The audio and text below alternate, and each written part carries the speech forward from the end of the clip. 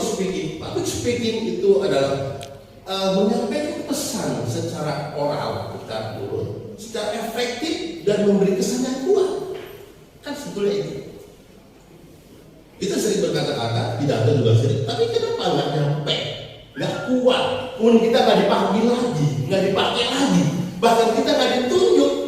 You yang pantas menjadi pemimpin, you yang pantas menjadi ketua. Enggak.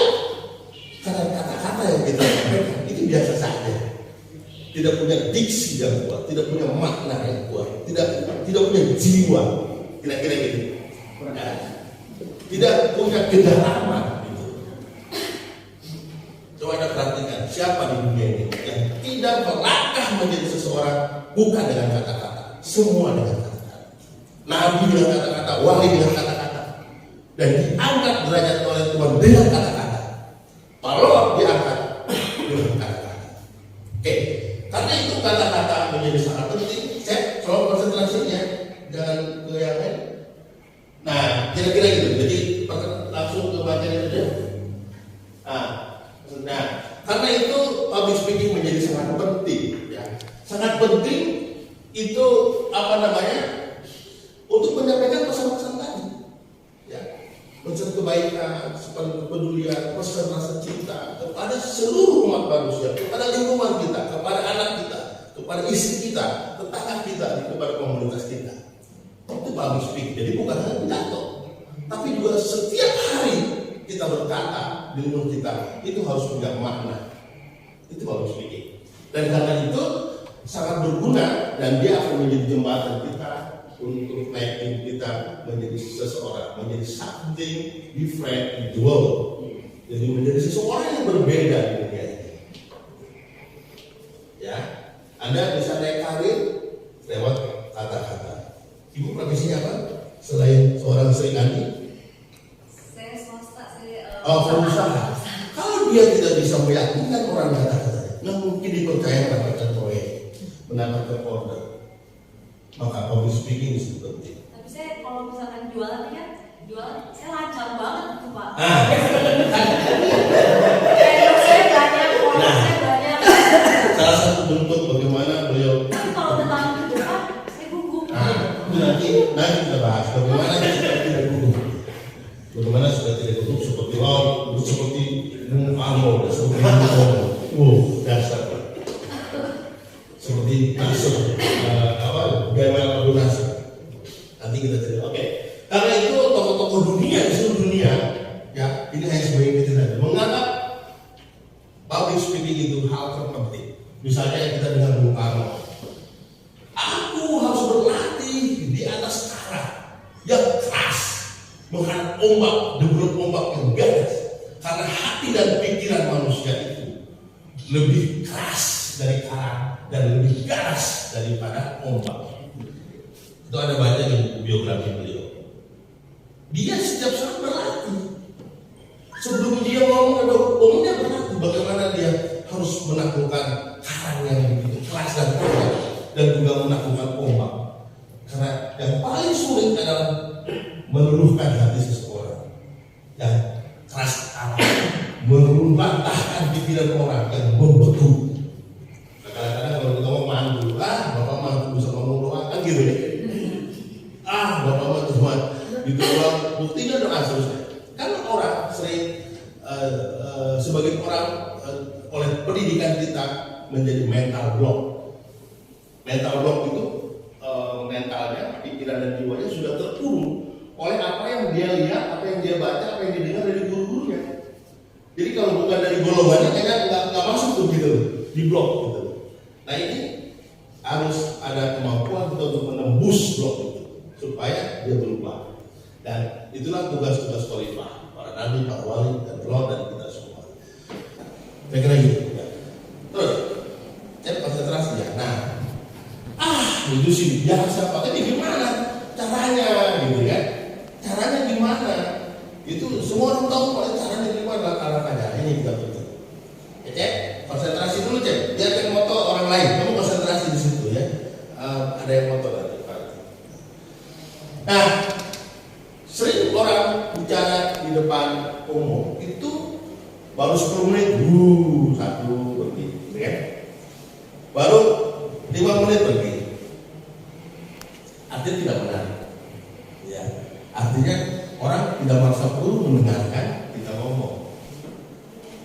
Itu yang terjadi.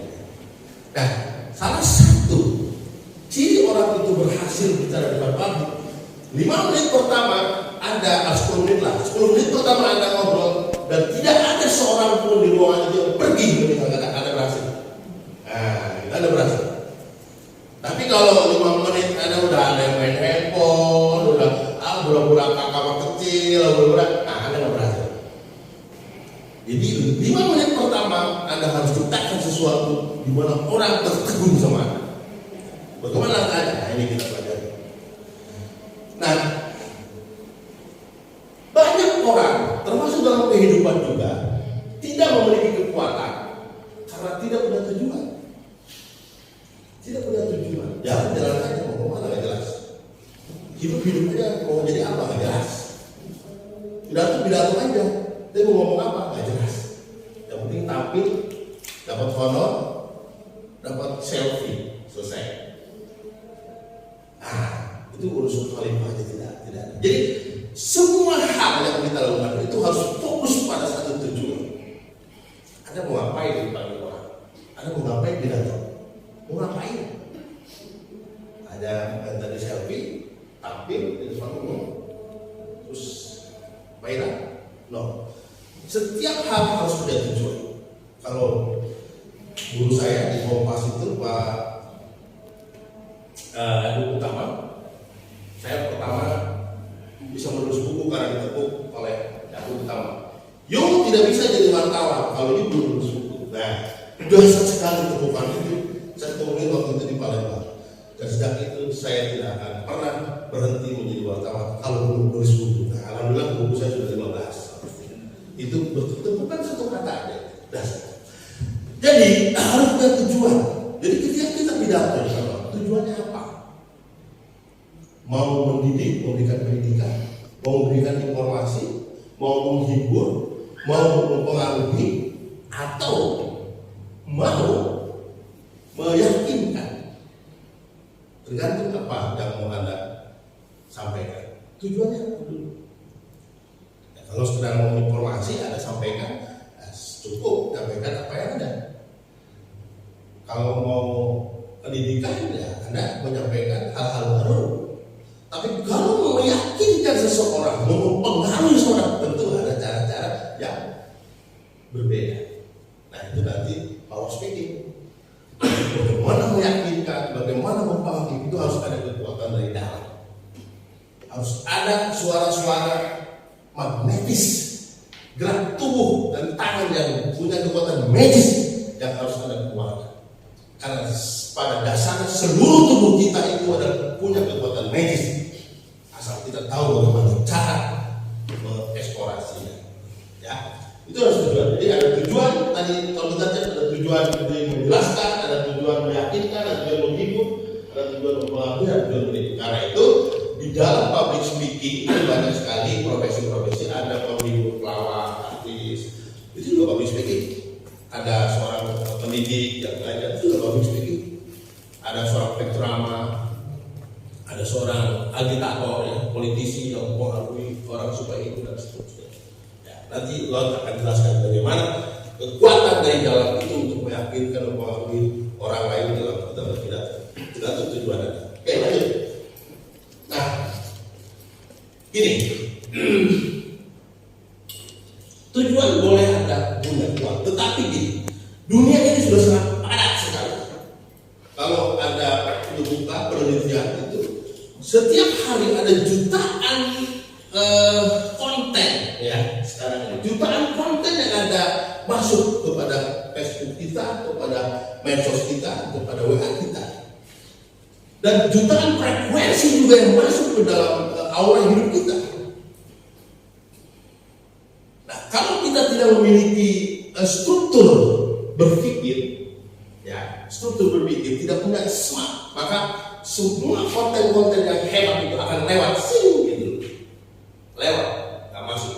Demikian juga kita, kalau kita mengatakan sesuatu, menyampaikan sesuatu tanpa struktur, tanpa metodologi, tanpa format, maka apa yang kita sampaikan muak lagi, nggak nyangkut.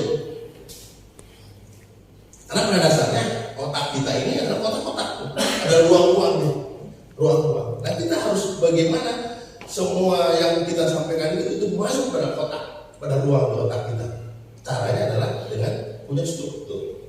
Nah, ada strukturnya itu ada, misalnya ada past, present, future. Jadi tentang bicara tentang hari ini, kemarin, hari ini dan besok. Itu yang gampang dicerna. Misalnya kalau Medi misalnya tentang bercerita tentang kehidupan pribadinya, betapa susahnya dulu saya hidup sekolah, belajar untuk naik tingkat di SMP, SMA karena orang tua, karena kondisi ekonomi. Tapi berkat kejelian dan kegigihan saya bisa hidup sekarang dengan bisa bekerja, bisa punya status. Dan ke depan, saya ingin lebih baik lagi karena saya punya program. Itu struktur salah satu yang gampang dicerna orang. Jadi metodologi past, present, dan future. Kira-kira gitu. Jadi polanya itu, misalnya kalau Pak Kelik mau bicara soal pendidikan di Tangsel, dulu Tangsel ini adalah sebuah kota yang sangat kampung, gitu, becek, karena pendidikannya juga sangat rendah. Gitu. Tapi alhamdulillah berkat pimpinan Pak Benyamin dan Pak Aidi, hari ini kita bisa menikmati infrastruktur, fasilitas pendidikan yang luar biasa. Ada banyak sekolah-sekolah modern, ada banyak teknologi pendidikan yang sudah bisa diadop oleh pemerintah luar biasa. Dan ke depan, pemerintah dan saya ingin pendidikan ke depan ini jauh lebih dasar, bisa mengembangkan life skill, bisa mengembangkan komunitas-komunitas profesi yang jauh lebih hebat lagi daripada hari ini. Kira-kira gitu. Nah itu maksud fase-fase depan itu apa? Dan kemudian juga ada metodologi problem solution. Jadi ada satu kata yang sering saya sampaikan kepada banyak teman-teman dalam motivasi. Don't be a part of trouble, but be a part of solution. Gitu. Jangan menjadi bagian masalah, tapi jadilah bagian dari solusi. Seorang public speaker itu bukan menciptakan masalah, tapi dia hadir untuk memecahkan sebuah masalah. Misalnya kalau Pak Soleh punya problem bahwa Kabupaten Tangerang ini sudah sekian tahun berdiri, bahkan lebih dulu dari kota-kota lain di sekitarnya, tapi kok belum terbentuk saja ini wajah kotanya. Seorang public speaker tidak mencaci maki di situ, tidak mencaci maki wali kota, bupati, itu mengkritik habis-habisan, tapi juga dia bagaimana mencari solusi bahwa kota ini ke depan harus lebih baik dari hari-hari sekarang dengan cara langkah-langkah strategis ini kira-kira gitu. Jadi seorang public speaker adalah seorang inspirator, seorang penyelesai masalah, seorang pemberi jalan, bukan seorang pembenci, pengkritik tanpa solusi atau pengoceh tanpa makna, tapi dia adalah pemberi jalan, pencelah. Itu seorang public speaker. Nah, kemudian ada teknik pro dan kontra. Jadi biasa dalam hidup ini kan cuma dua, ada hitam dan putih, ada matahari dan bulan, ada bumi dan langit, ada laki-laki dan perempuan. Cuma gitu. Coba ada perhatikan, coba dua. Ada masalah, ada solusi. Nah, dan dunia adalah tempatnya semua masalah. Dunia adalah masalah. Kita sudah ada dunia, kita masalah. Karena kita lahir dari Adam dan Hawa yang bermasalah. Maka kita lahir di dunia dan bermasalah. Dan karena itu muncul ayat Al-Quran, muncul para untuk menyelesaikan masalah itu di dunia ini. Ada keluarganya masalah, kok ribut kalau pengen dendam. Aduh, suami gue ganteng, takut ya ini. Suaminya ganteng sekali, kawan saya. Takut sama, masalah juga. Itu bagaimana seorang wanita yang soleha, yang mengerti tentang komunikasi rendah. Gua gak usah cemburu, walaupun dia ganteng, pada ceweknya gua gak usah cemburu. Nah, itu kalau speak juga kan gitu. Jangan sampai gua keluar kata-kata yang menyakitkan suami gua. Kira-kira gitu. dan kekayaan alam yang luar biasa, tapi kemiskinan juga masih tertinggi, bahkan nomor 4 di Indonesia. Gitu. Provinsi itu nomor 4 tertinggi. Padahal kita punya lumbung padi, punya lumbung pangan dan luar biasa. Apa? Karena kita sudah keluar dari akar budaya adat kita. Padahal pada leluhur kita, Baru, Cisungsa, Ciptagelar, Citorek mengajarkan bagaimana bercocok tanam itu, bagaimana memelihara alam itu tetap subur. Tapi kita dunia modern, pemerintah, birokrasi dengan pola-pola berpikir barat modern merusak semua itu. Nah, pro kontra itu. Jadi solusinya apa? Nah, ke depan kita harus misalnya memadukan antara unsur-unsur modernitas teknologi dengan unsur-unsur kearifan lokal yang ada. Misalnya kayak gitu ya. Jadi pro kontra itu penting. Kalau perlu dibentukkan lebih kuat lagi. Tekniknya ini teknik dasar ya. 5W 1H. 5WH 1H itu teknik dasar jurnalistik. Jadi kalau Pak Iskandar belajar jadi wartawan itu, dan saya juga mengalami itu, diawali dengan belajar apa itu 1H, 5W, apa 1H, 5W itu dari what, apa sih yang kita sampaikan, apa sih gitu. Pastikan dulu tuh kita mau nyampaikan apa nih, tema apa gitu loh. Jangan sana kemudian aware gimana kita mau menyampaikannya. Kita harus lihat sikap. Kita mau ngomong di mana nih, di depan siapa, di lokasi apa, ya harus disesuaikan. Terus apa tadi? Where, terus who. Kita ini siapa? Karena ini menurut kita. Pantasnya kita ngomong begini. Yang hadir itu siapa? Bagaimana supaya kita tahu menyesuaikan diri. Ngomong dengan pejabat, dengan petani, dengan profesor itu harus beda. Kira-kira gitu. Dan paling yang harus Anda ketahui adalah bagaimana mengenal diri kita dulu. Wow, siapa kita ini? Pantaskah saya ngomong begini atau harusnya seperti apa? Lalu yang paling penting itu aware apa? Suasana malam, suasana sore, suasana pagi, atau suasana subuh. Nah, itu harus disesuaikan dengan iklim udara. Jadi kalau panas, ya ngomongnya jangan terlalu kencang lah. Gitu. Kalau dingin boleh biar hangat gitu. Jadi itu harus semua dimensi dipelajari. Nah, paling penting itu adalah kenapa saya harus bicara ini? Ini yang tidak banyak orang pakai. Kenapa saya harus bicara ini? Pentingnya seperti apa? Kenapa begitu penting tema ini? Nah, Anda harus jelaskan. Ya. Oke, lanjut. Nah, ada teknik yang sederhana tapi kuat ya. Itu biasa dipakai oleh kawan-kawan yang sudah terbangnya tinggi ya. Biasanya kalau di kita kan begini, termasuk media juga masih begitu. Assalamualaikum warahmatullahi wabarakatuh. Ini terus kalau di kampung itu ayat itu hadis ma'ruf yang punya ama ba'du gitu kan. Selalu begitu ya kan. Mau di ruangan, mau di muda, mau di begitu aja. Kalau hormat itu banyak banget di awal. Saya langsung kamar kecil dulu ya gitu kan. Pede gitu kan. Nah, itu perlu, tapi strukturnya tidak mesti di depan. Tidak mesti gitu loh. Tidak mesti baku gitu. Nggak mungkin Anda masuk neraka kalau Anda mau ubah sistem itu. Nggak mungkin gitu loh. Jadi ubah, Anda punya gaya sendirinya. Biasanya soal pembicara yang baik itu begitu sampai ya assalamualaikum. Biasanya yang efektif. Saya suka bercerita. Tadi sebelum saya berangkat ke sini, saudara-saudara sekalian, saya jumpa dengan seorang gadis cantik sekali seperti ibu permata saya. Misalnya, contoh, cantik sekali. Dia berkata kepada saya bahwa suaminya sering ngambek, gitu misalnya gitu. Nah, ada pas. Saya tanya kenapa sering ngambek?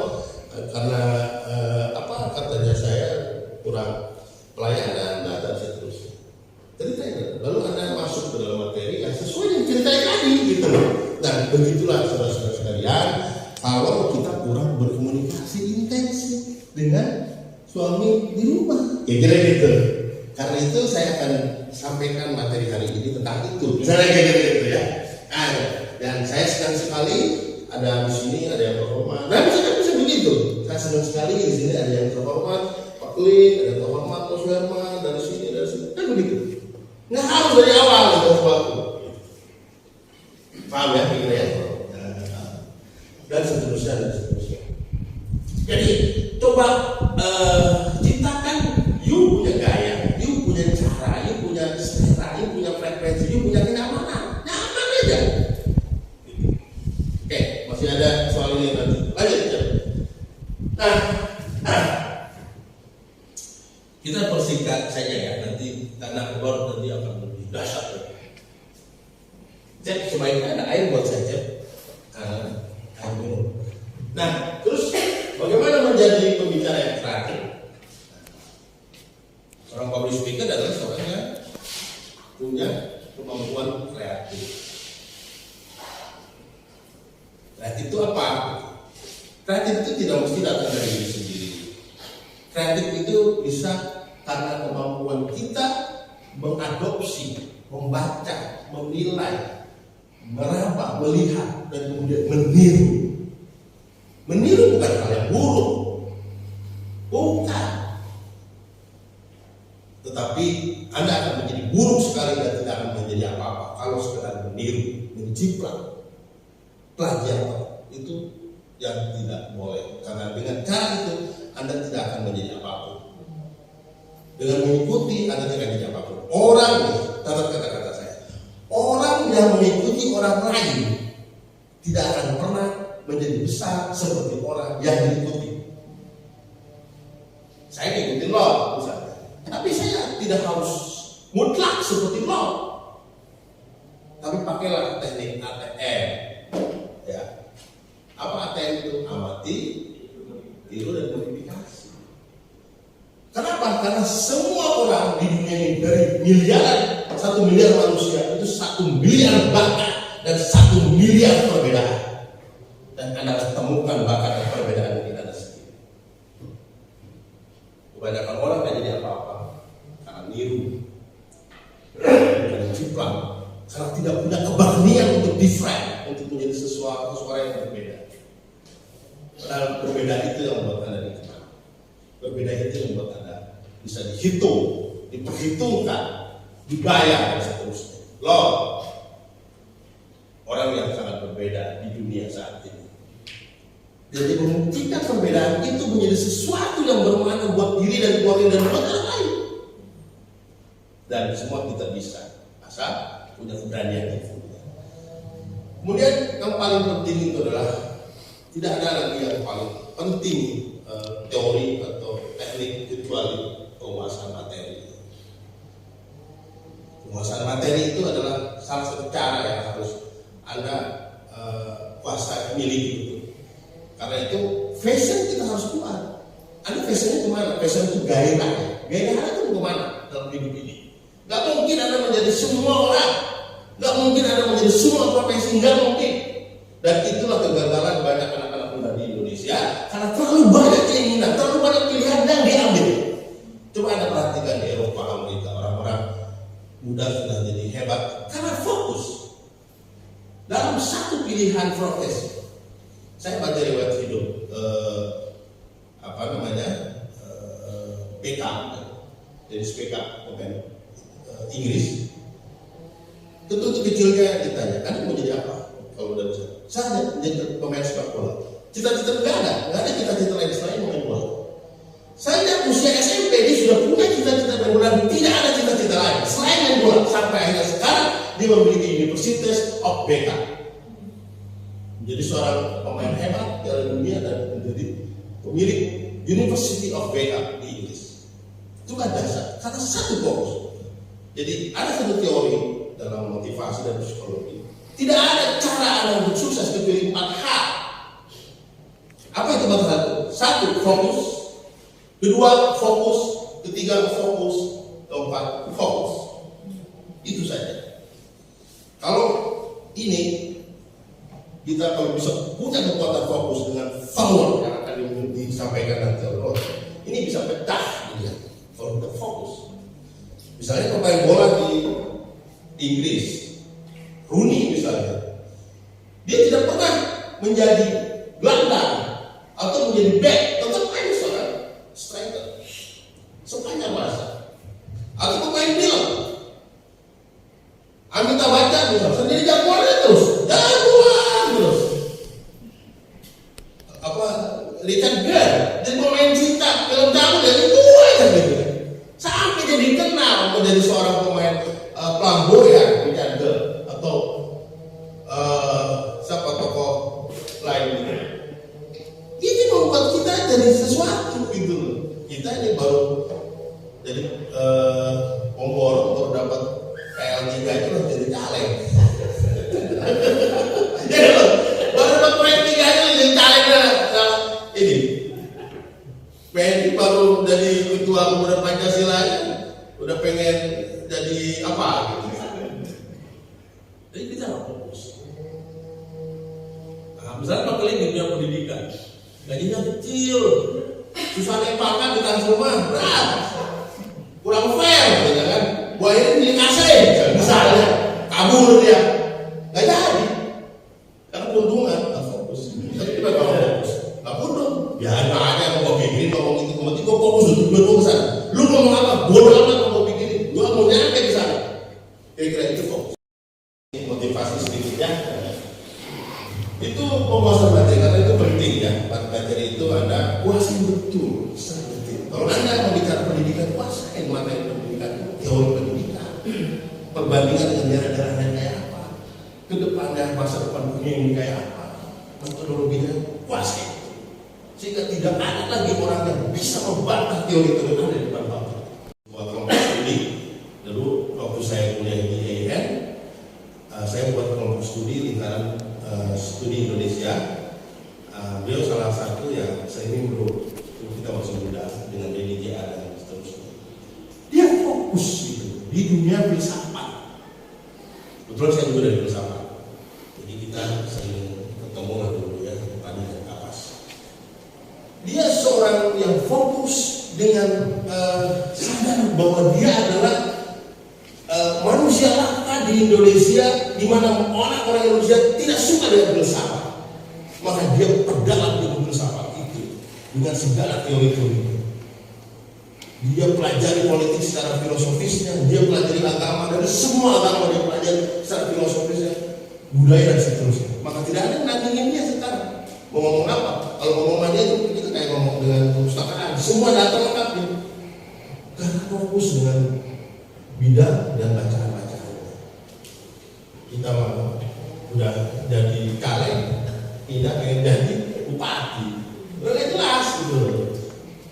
Udah jadi bupati, jadi pengusaha lagi, gitu.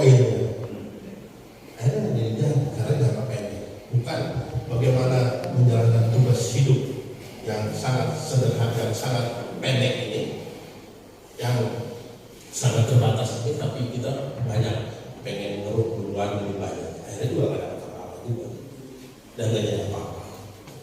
Kampus uniknya, jadi kita harus punya gaya sendiri, punya keunikan. Karena Lord ini adalah contoh keunikan umat manusia di dunia. Ya, contoh dari seorang pembicara yang paling unik di dunia adalah Lord. Saat ini, dan di dunia sebelum dia lagi yang ada nggak? Yang seproduktif dia, seunik dia, seberani dia ngomongin tentang dunia, tentang kiamat dan seterusnya, tentang perang dunia kedua, ketiga. Nggak ada di dunia sekarang yang berani ngomong dia. Kata lo, halu. Kata lo, bodoh amat gue pikir. Lo bohong aja lo ngomong gitu, bodoh amat. Kata lo, lo dari Padang aja lo ngomong itu. Mana yang gue tahu urusan lo? Gue ngomong begini. Karena dia bicara dari dalam, bukan dari kata orang. Banyak kan kita sekarang di medsos sampah semua. Seolah-olah kita tidak punya diri sendiri. Ngutip kata ulama ini, kata kitab ini, kata hadis ini, kata lu mana? Kita nggak punya kepercayaan diri sebagai khalifah. Kita nggak punya jati diri sebagai manusia. Dalilnya mana dalilnya? Kan gue juga udah halu ciptaan Tuhan.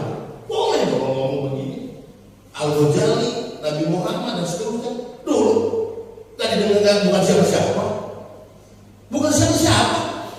tapi karena dia terus ngomong baik terus dicatat orang jadi seseorang.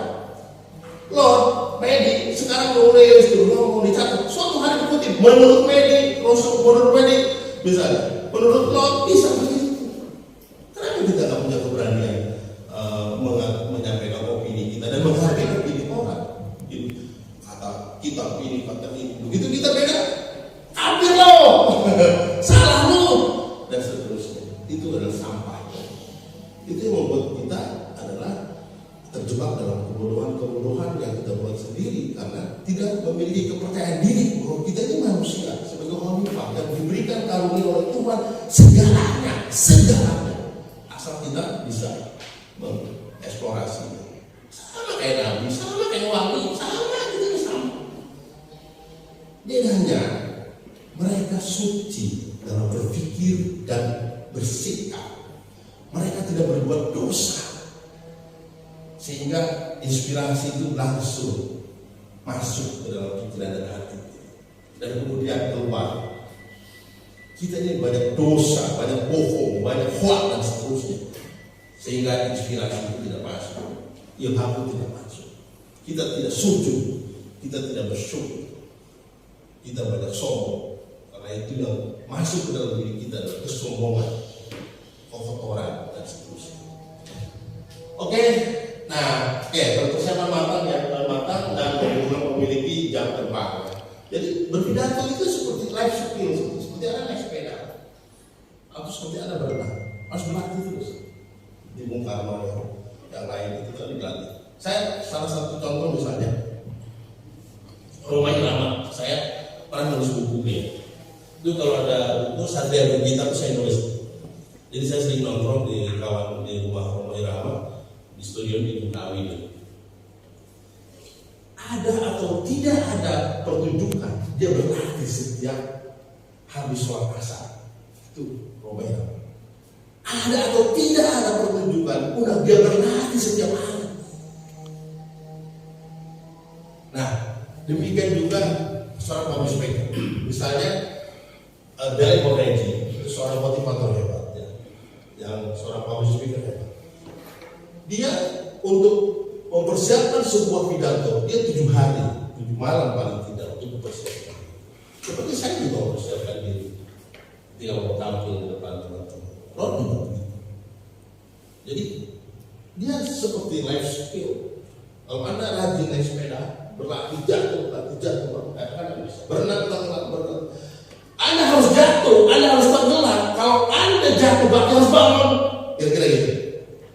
Anda harus tenggelam supaya Anda bisa berenang, bisa timbul. Kalau Anda nggak tenggelam, Anda nggak timbul. Kalau Anda nggak jatuh, Anda nggak akan bangun. Jadi harus berani jatuh. Karena itu harus berani mencoba supaya Anda jatuh semakin banyak. Karena pasti Anda akan bangun. Kalau enggak Anda injek. Kira-kira gitu. Oke, lanjut. Nah, ini bagaimana kemudian menguasai materi. Nah, ini saya kira kita sudah mengerti lah. Kalau sudah di level kesarjanaan kita semua sudah paham bagaimana materi itu kita susun dengan baik. Misalnya cara memilih, fokus memilih materi. Kita lihat dulu si kode ini, gua diundang lagi konteks apa nih? Muludan ya. Kalau bicara tentang Nabi udah biasa nih. Nabi begini biasa, tiap orang mau berceramah riwayat Nabi begitu kan. Kira-kira temanya apa yang paling hot nih gitu. Kira hot apa nih? Tentang kebersihan gitu kan. Di rumah itu soal misalnya soal dengan RT misalnya kayak gitu apa mudah bicara dari RT tapi dikaitkan dengan betapa harmonisnya Nabi misalnya gitu. Meskipun dia punya 10 lebih istrinya, dia bisa merawat dan menjaga cintanya, berbagi cintanya dengan sangat baik. Dan yang itu bisa begini. Waktu saya kemarin diundang suami beliau di sana, saya sudah pidato tentang Bung Karno. Saya bicara apa? Oke, saya bicara satu hal soal cinta. Kira-kira gitu. Kenapa Bung Karno punya banyak istri? Karena cinta. Cintanya bukan cinta seperti kita punya cinta, tapi cinta yang betul-betul seperti cinta seperti alam mencintai manusia, seperti Tuhan mencintai makhluknya. Karena itu tidak ada yang disakiti, meskipun istrinya banyak, tapi semuanya merasakan cinta itu karena agungnya cinta itu. Bukan cinta bukan cinta manu, tapi cinta ya cinta. Ada lain selain cinta. Beliau begitu setia karena cinta. Beliau punya istri baru atau enggak saya nggak tahu. Cinta. Tidak ada yang bisa dibohongin menurut saya. Tidak ada yang bisa tersembunyi di depan saya. Kalau cinta, kira-kira gitu. Jadi dengan cinta semua hal bisa terjadi dan indah pada waktunya. Oke, kemudian data ini penting ya. Data ini kita ini setiap hari dikonsumsi oleh materi-materi tanpa data.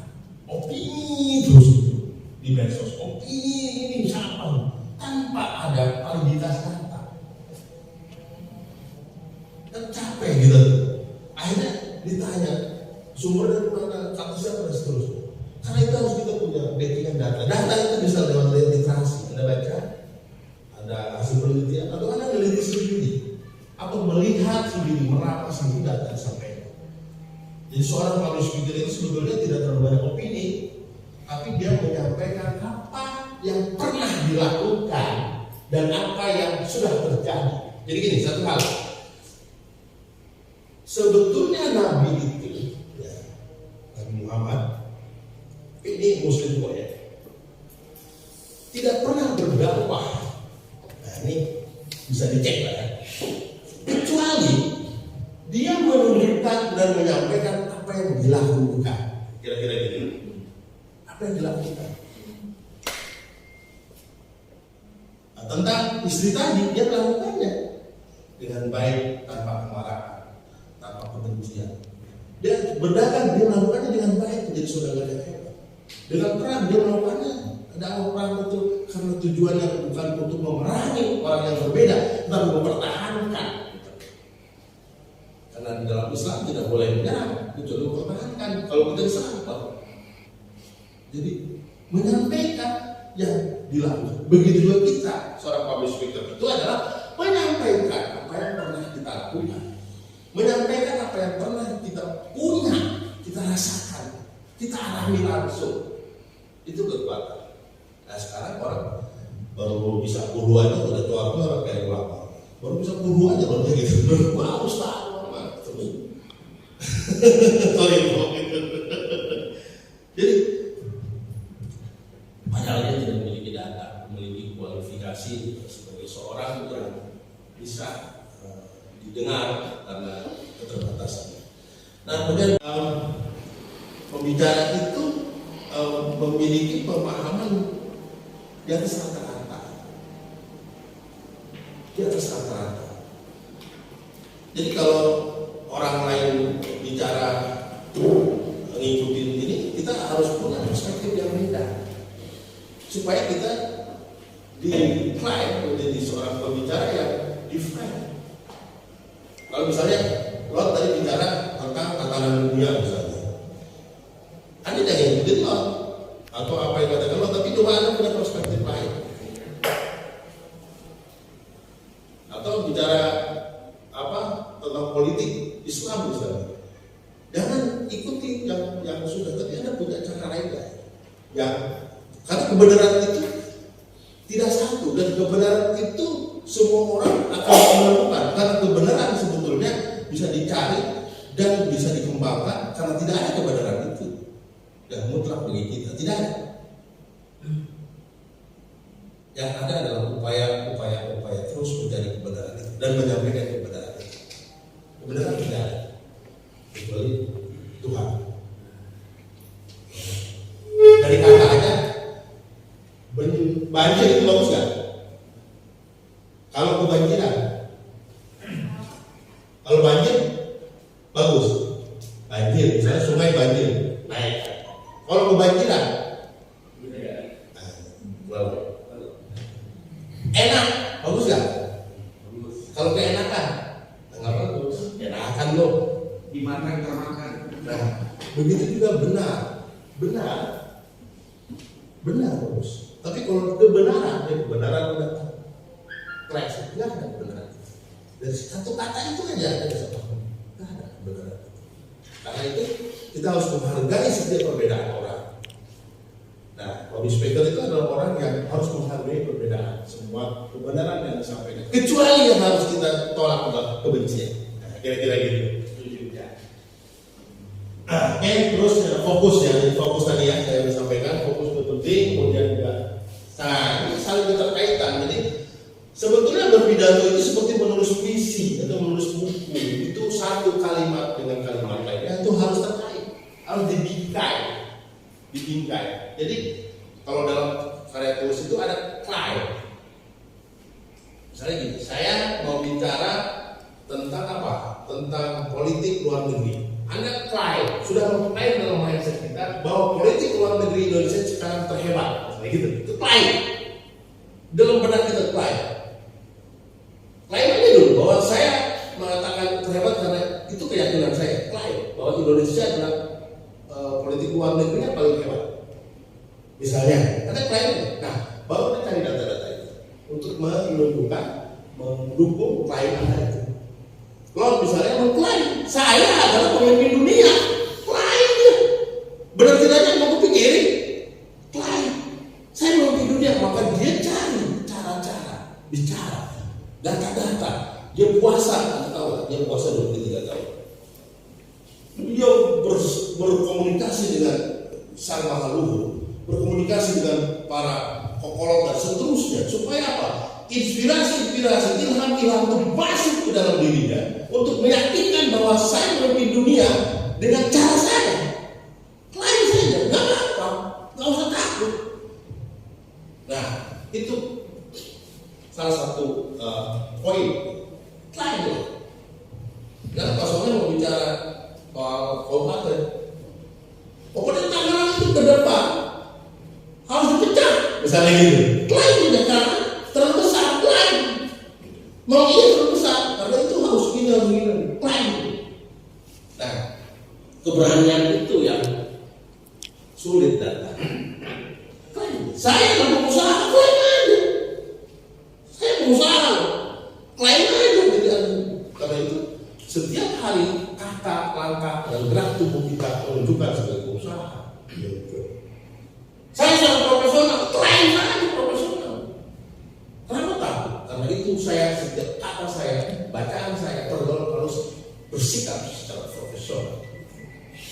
Ayo coba mulai berani klaim. Kalau sudah menunjukkan itu, saya pemimpin dunia, walaupun di banyak orang di penjara 1,5 tahun dan seterusnya. Tapi dia banyak keluar dari penjara, gua pemimpin dunia, kok penjara lagi aja, aku mau pikirin. Kira-kira gitu ya. Lalu kita keterkaitannya nanti dengan klaim itu Anda bisa mengaitkan semua variabel-variabel yang ada di dalam benak Anda dalam materi itu ke dalam klaim itu. Klaim itu bingkai, ya. Bingkai dalam sebuah pembicaraan, bingkai dalam sebuah tulisan. Nah kemudian, yang tentunya lalu tema. Nah itu tuntas. Nah tuntas itu gini. Ketika Anda bicara soal pemuda misalnya kayak gitu, kemarin saya kritik dia karena pemudanya mengusulkan ada dekret presiden. Ngapain lo dekret presiden? Negara lebih baik-baik saja kok dekret presiden pulang. Untuk rapat ada sembilan negara. Apa yang dekret presiden gitu kan? Tapi sebagai sebuah klaim nggak masalah gitu. Tapi tuntas. Kenapa dekret? Karena dengan dekret akan seperti ini dan Indonesia ke depan akan begini. Nah kira-kira gitu, tuntas. Jangan orang menggantung apa sih dekretnya? Apa sih dekretnya? Kira-kira gitu ya. Ada? Paham ya? Ada yang bertanya? Oke, lanjut. Nah, si Bapak mau ngomong begitu doang, emang gampang ngomongin depan umum, kayak gitu ya. Kata ibu perbatasan ini. Gua juga bisa gitu mah, bayar buku, tapi caranya gimana supaya nggak kayak klik? Begitu nyampe. Ibu perbatasan sekarang ke depan, udah mau siapin maksudnya. Kadang-kadang dipakai lipat sana, pakai shadow. Jadi begitu. Bapak saya silahkan maju depan. Oh, langsung itu namanya liver salib, waduh cair. Nah, ini problem semua orang. Ada satu penelitian di Amerika, ya, ada 100 rasa takut, diteliti. Ini cuma ada lihat di Google, pasti tahu.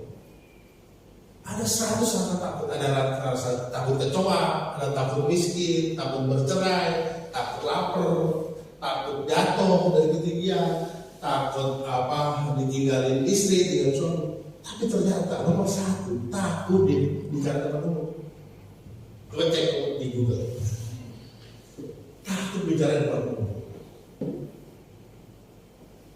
Itu penelitian yang banyak dikutip oleh teman-temannya. Karena itu orang kemudian banyak sekali penulis hebat, banyak ulama dan tidak menjadi apa-apa kecuali untuk dirinya dan kelompoknya, untuk komunitasnya saja. Karena begitu dipanggil di depan umum,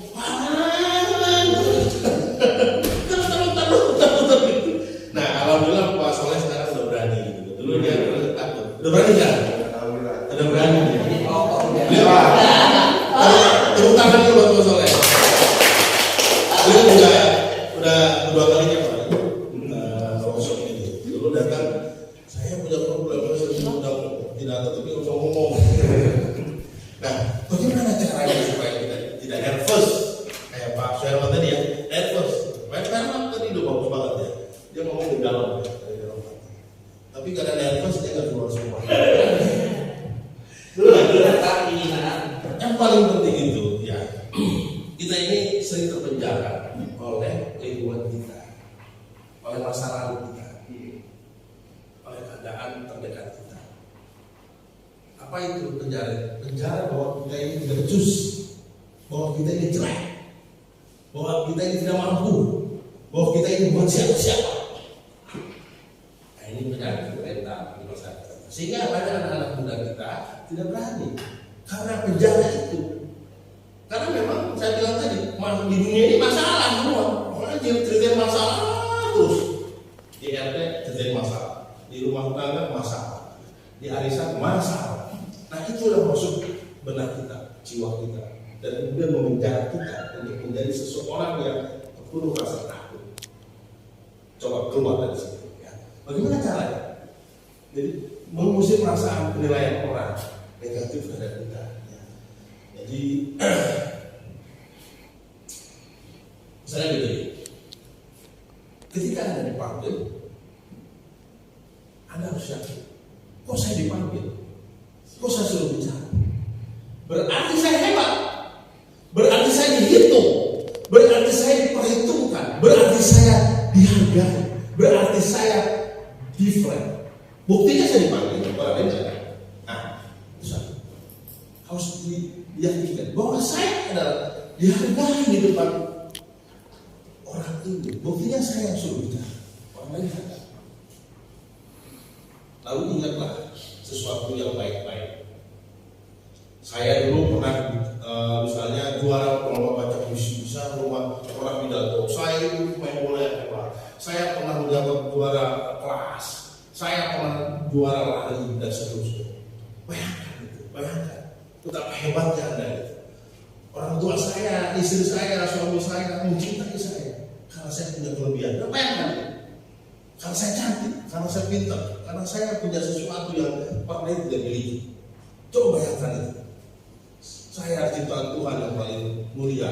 Saya ciptaan Tuhan diberi anugerah banyak hak. Saya bukan, tapi saya sedang diberi tugas oleh Tuhan untuk menyampaikan sesuatu. Nah, pikiran itu, mindset itu dibangun. Ya, bahwa saya ada berbeda dengan orang lain. Jadi itu dulu. Saudara Permatasari dipanggil ke depan, saya dihargai.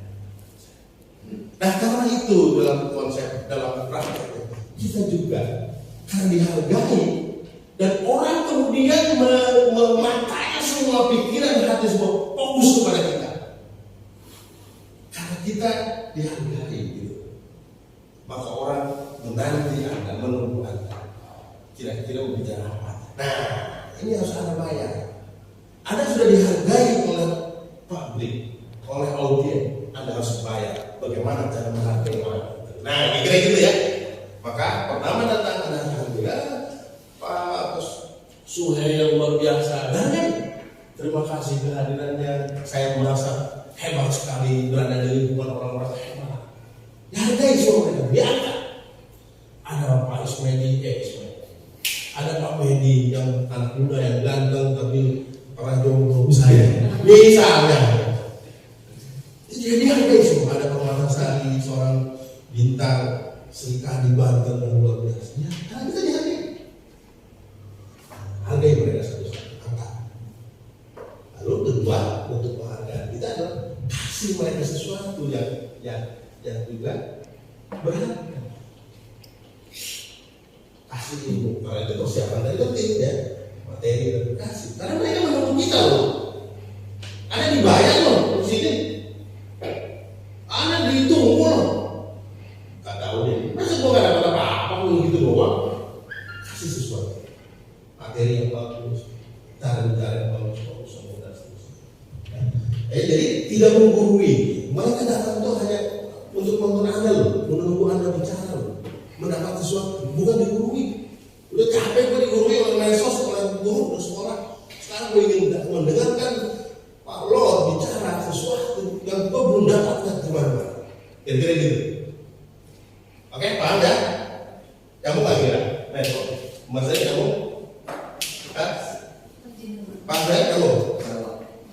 Ya? Ayo ngomong. Ngantuk ya? Oke. Nah itu berpikir positif ya. Jadi, bukan ngantuk kan? Jangan. Jadi yang kedua, cara menghargai orang. Agar kita berpikir positif. Bahwa orang-orang yang datang itu orang hebat. Orang-orang yang punya value, punya nilai. Orang-orang yang berkapasitas. Orang-orang yang datang ingin menilai dan menghargai kita. Jadi, you are what you think. Kamu adalah apa yang kau pikirkan. Jadi kalau kamu berpikir positif, maka orang pun akan positif kepada kita. Kalau kita berbicara positif ke orang, maka orang pun akan positif ke kita. You are what you think. Kamu adalah apa yang kau pikirkan. Coba kira-kira gitulah untuk merubah mindset ya. Jadi terus keluar dari penjara masa lalu, penjara masa lalu dan sekarang setiap hari kita mendengarkannya dan memenjarakan kita. Oke lanjut. Tadi air mana? Oh udah ya. Ntar saya minum dulu ya. Pulang sebentar loh ya. Siap. Ambil dulu sekali. Kalau nggak ada dia mau nggak kira.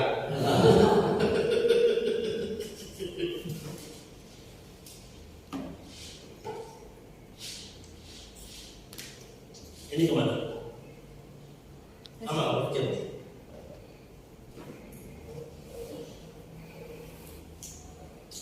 Aku tanya.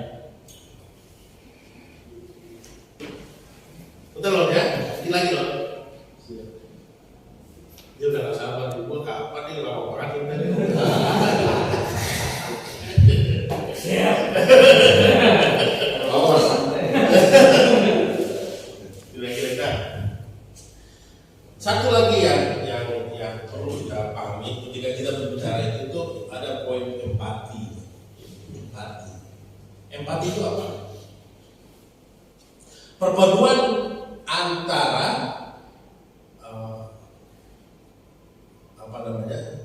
empati itu kita ikut merasakan apa yang orang lain merasakan. Kita memahami apa yang orang lain ingin pahami.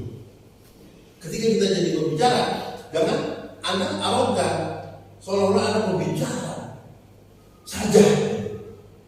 Tapi tempatkan posisi Anda sebagai pengaruhi, akhirnya rusak.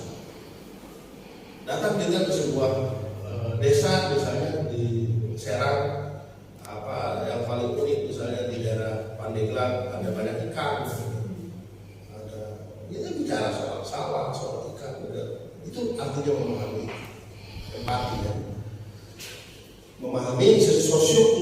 masyarakat, di mana kita berdakwah atau di mana kita bicara.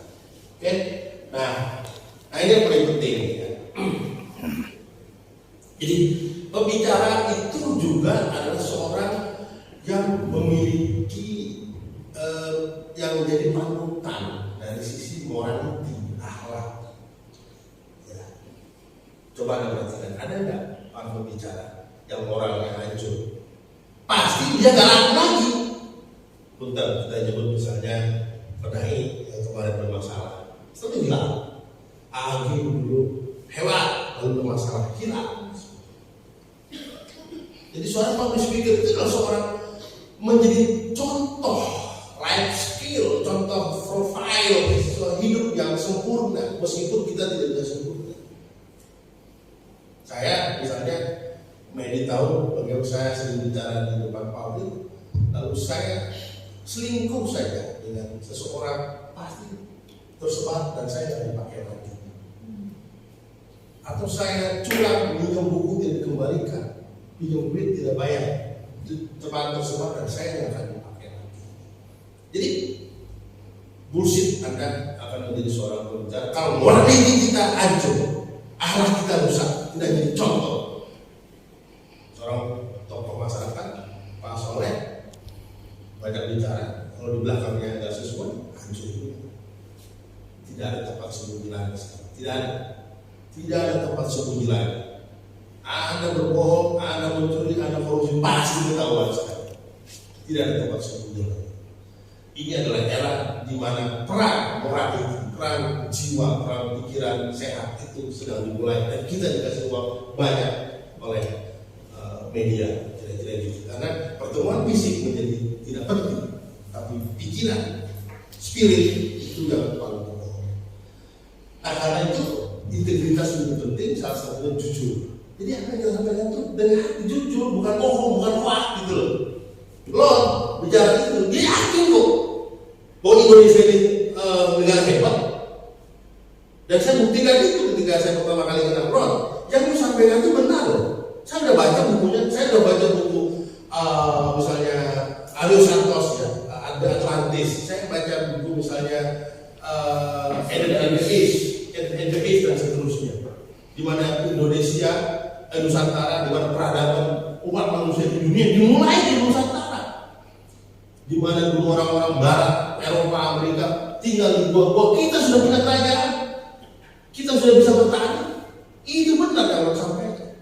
Tapi karena sejarah itu disembunyikan, sejarah itu dihilangkan oleh para penguasa, oleh para penjajah, maka masyarakat kita hanya tahu sejarah apa yang ditulis oleh para penguasa. Lord datang ke muka bumi sekarang ini menyampaikan pesan-pesan baru. Inilah sejarah yang sesungguhnya. Dia ada keputusan dari muka bumi itu, dari Allah itu ke muka bumi untuk menyampaikan itu. Saya sampaikan begitu Lord, Anda benar, tapi you sekira harus diimbangi dengan kemampuan konseptual, literasi dan seterusnya. Jadi bilang, itu bahasa itu potensi, tegas dulu tegas itu, bahasa itu, oh iya, gue tegas ini. Kira-kira gitu ya. Jadi harus jujur apa yang kita sampaikan itu bukan bohong gitu, bukan wah gitu. Kemudian dari suara hati saya sampaikan tadi, kalau Anda bicara lewat hati maka akan sampai ke hati. Anda hanya bicara pakai pikiran maka hanya sampai pada pikiran. Kalau Anda bicara dengan nafsu maka hanya mengundang orang marah. Ini harus dari hati. Karena itu seorang public speaker yang hebat adalah orang yang setiap hari membersihkan hatinya, lewat zikir, lewat sujud panjang, lewat rasa syukur kepada Yang Maha Kuasa, sehingga yang dia sampaikan itu adalah